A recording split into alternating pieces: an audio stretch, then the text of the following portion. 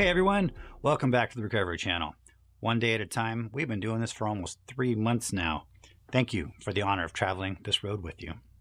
This week, we wrap up step 3 and start getting ourselves ready for step 4. We titled this episode, Get Ready for Change, because it's at this point in the steps where we move from thinking about preparing for change to taking action. Or as Chris would say, action. You paying attention? This is a spiritual plan of action. Don't worry, I won't make you write it down again. We can look at step 3 as a transition point in our lives. Think about it as a doorway into another way of thinking, behaving, and experiencing spirituality. Willingness, which Chris talked about last week, is the key to that door. Without willingness, we will never open it. It will remain locked to us, and we will never see what's on the other side. But with the key of willingness, we can open it. The door itself is the decision. By turning the key and pushing that door open, we've made the decision to step through into another way of living. On the other side of that door is a life of surrender. Not surrender as in we lose. Surrender as in we win. We win freedom from our old ways of thinking and behaving and of trying to control everything. The definition of surrender is the action, there's that word again, the action of yielding one's person or giving up the possession of something to the power of another. For those early in recovery, that sounds really daunting. We don't want to give up anything, especially ourselves. For those that have been doing this for a while and have experienced what it feels like to live a life of surrender, oh man, those words are golden. Just saying them makes my heart feel warm and there's an overwhelming feeling of peace. It took me a while to get here, at least a few years and several trips through the steps. And I'm still not there completely. I catch myself quite often thinking, I got this, or yeah, God, I get it. Just let me try it my way first. In these moments, not surprisingly, I lose my peace. When I figure out that God had it right from the start and I surrendered it His way, my peace comes back. That may sound overly simplistic, but it really isn't. Living in surrender and accepting life on life's terms brings peace, period. Like I said, surrender isn't easy. Our human brains have a really hard time dealing with feeling like we're not in control of everything. But I can honestly tell you, without fail, when I'm feeling anxious or angry or helpless, it's because I'm not in a place of surrender. When I realize that and I'm able to turn it over, and I do so, I calm down and I feel hope. For some things, it's almost instant. As soon as I think, uh-oh, I'm in a bad space and I'm trying to control things, turn it over, I start to feel more peace. But sometimes the thing that has me worried is large and in charge. The way I turn it over in these cases is through prayer and meditation. I need to still my mind and my body for long enough to get in touch with my inner self and my higher power. And it usually takes more than once. I'll find some peace, but an hour later my brain is churning again. So I need to repeat the process over and over, sometimes for days or even weeks. But I have never come across any situation in life that didn't get better once I turned it over to my higher power for help and let go of trying to control the outcome. So let's review. Step 3 says, we made a decision to turn our will and our lives over to the care of our higher power. Making a decision entails weighing the alternatives and making a choice based on the predicted outcome of each alternative. We already know what the outcome of not changing is. It's more of the same. More of what brought us to this point in our lives. You're watching this, so I'm guessing that more of the same is not a desired outcome. So to me, it's a pretty easy decision. But now what?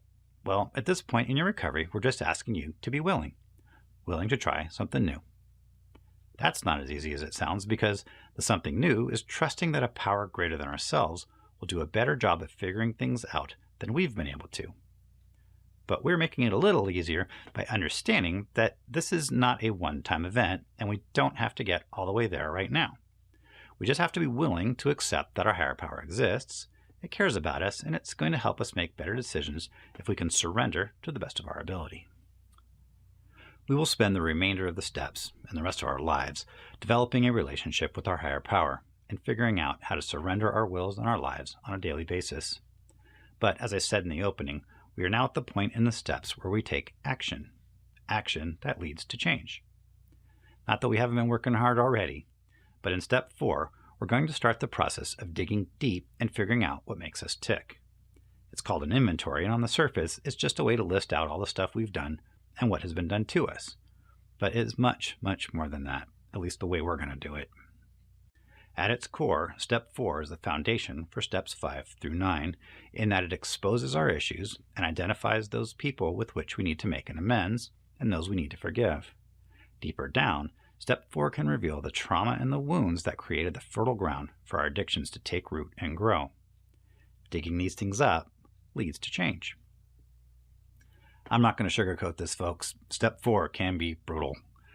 In step studies that I've run, about half the people quit when we get into Step 4. It is not for the faint of heart. The first time I went through the steps, it took me 1.5 years to get through Step 4 because I couldn't spend more than 5 minutes on it without getting triggered. Why is it so hard?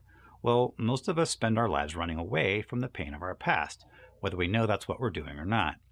We bury the painful memories and trauma of our past in hopes that if we ignore it, it can't hurt us anymore.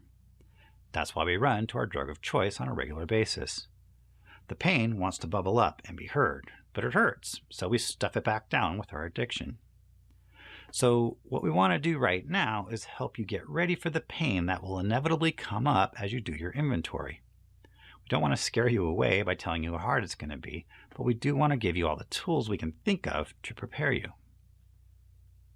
The tightrope we need to walk is allowing the painful past and memories to come up to the surface, but not get overwhelmed by them. So the tools we're going to suggest involve identifying when you're triggered and what to do about it when it happens. We start with mindfulness, which is all about being aware of shifts in our bodies and in our minds. This will help us realize when we've been triggered before it's too late to do something about it. We could spend months talking about mindfulness, but we're just going to spend about 10 minutes on it next week and give you the resources you'll need to understand the basics. The other tools are things we've already talked about, but now they become even more important because we're going to be stirring our pot of emotions and really putting these tools to the test. They are so important, in fact, that we're going to insist that these are in place before you start Step 4. No joke. If you do Step 4 thoroughly, you will be triggered. Do not rush into a burning building without your mask and oxygen tank. I can't think of any other metaphors, so please just take my word for it. You need these tools. The first tool is your spiritual plan of action. Review the videos from weeks 4 and 5 and put these in place if you haven't already. Number 2, have a sponsor and a support team. You need at least 3 people you can call when you're triggered, so you're relatively sure that you'll get a hold of at least one of them. And number 3, be confident in your ability to call upon your higher power for help. Now, on this last one, it's a bit of a contradiction to what we've been telling you for the past few weeks. We said you only need to be willing, and the relationship with your higher power will develop over time. But there's a kind of minimum requirement when you start Step 4. The reason it took me so long to do Step 4 the first time around is I didn't have a solid enough relationship with my higher power that I could call on him to comfort me when I got too triggered. So I would do my inventory for a few minutes, get triggered, and stop. I didn't even think to call my higher power to bring me back to center, so I would stop at the first sign of trouble and not work on it again for like a week. I can tell you, at 5 minutes a week, it takes about 1.5 years to do Step 4. So this is a little tricky because we're all different. I don't have a definitive answer as to when you're ready to start Step 4. But I can tell you, don't start until you're ready. You're ready when you have sufficient support in place to help you when you get triggered. An established daily routine, an emergency plan, a solid support network, and a connection with your higher power are minimum requirements. Talk to your sponsor and others that you trust in recovery if you're not quite sure where you stand. Your homework this week is to get ready for change.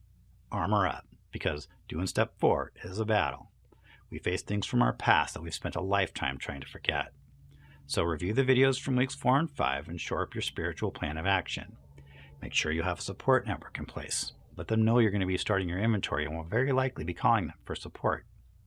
Next week, we're going to give you the basics of mindfulness as another tool to get you ready, and then we're going to dive into the inventory.